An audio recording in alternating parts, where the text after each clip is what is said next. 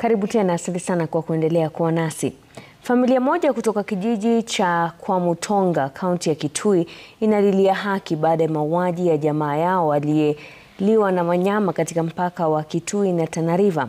Familia ya Pius Ndaka inasema jamaa yao aliuawa na wanyamapori alipokuwa malishoni mwaka mmoja uliopita, ila hakuna fidia iliyotolewa. Familia hii sasa ikitaka uchunguzi wa kifo chake.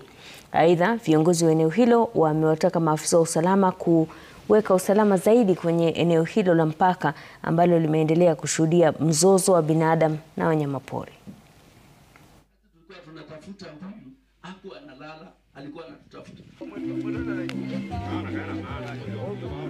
Kwa mipaka yetu kumekuwa na ukosefu wa usalama, na sisi kama viongozi hatujanyamaza wakati tunaona watu wetu wakiuliwa.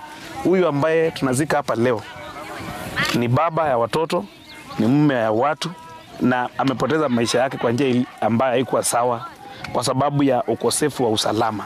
Hivyo ndo tunataka tuombe wakishirikiana na county government hizo police stations zikuwe equipped. Na imekuwa serious ya kwamba hata kuna ingine iko Nuhu na iko Nguni ambao watu wa Tana River walisema haipaswi kujengwa hapo kwa sababu wamezoea kuja kwa kaunti yetu kuja kulisha mali yetu kwa lazima.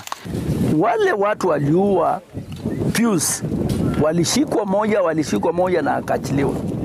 Na kwa sababu huyu Pius ameacha bibi na watoto wawili.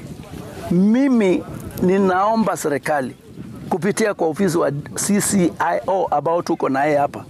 Sisi ninaomba watu wa Tana River ambao tunalisha ng'ombe nao pande hiyo. Sisi hatuna shida na nyinyi, lakini mkikuja huku tafadhali tunaomba usalama. Tukue marafiki, tujue Kenya ni yetu. Kenya ni moja